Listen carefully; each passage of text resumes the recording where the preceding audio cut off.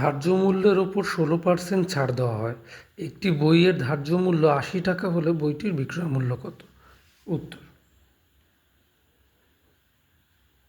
ধার্য মূল্যের ওপর 16% ছাড় দেওয়া হয়, তার মানে যদি ধার্য মূল্য 100 টাকা হয় তাহলে বইটির ছাড় দিয়ে বিক্রয় মূল্য কত হবে? 100 - 16 অর্থাৎ 84, সেটাই লিখে ফেলি।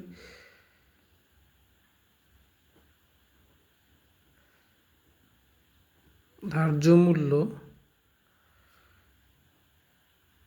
100 টাকা হলে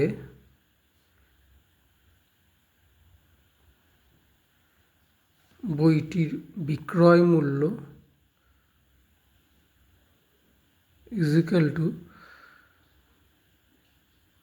100 - 16 টাকা, মানে হচ্ছে 84 টাকা।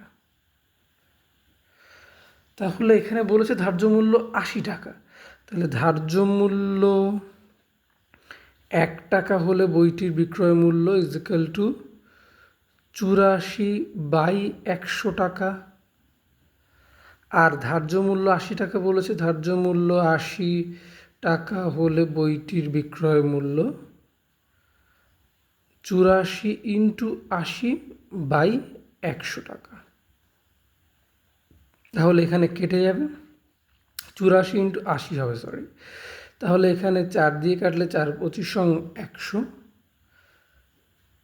4 × 2 = 8, 4 × 1 = 4, 5 দিয়ে কাটলে 5 × 5 = 25, 5 × 16 = 80।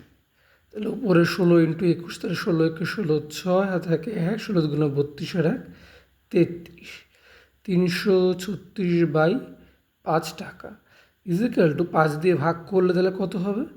5 × 6 = 30, 5 × 7 = 35, 10.5 × 10, অর্থাৎ 67 টাকা 20 পয়সা। তাহলে আমরা বলতে পারি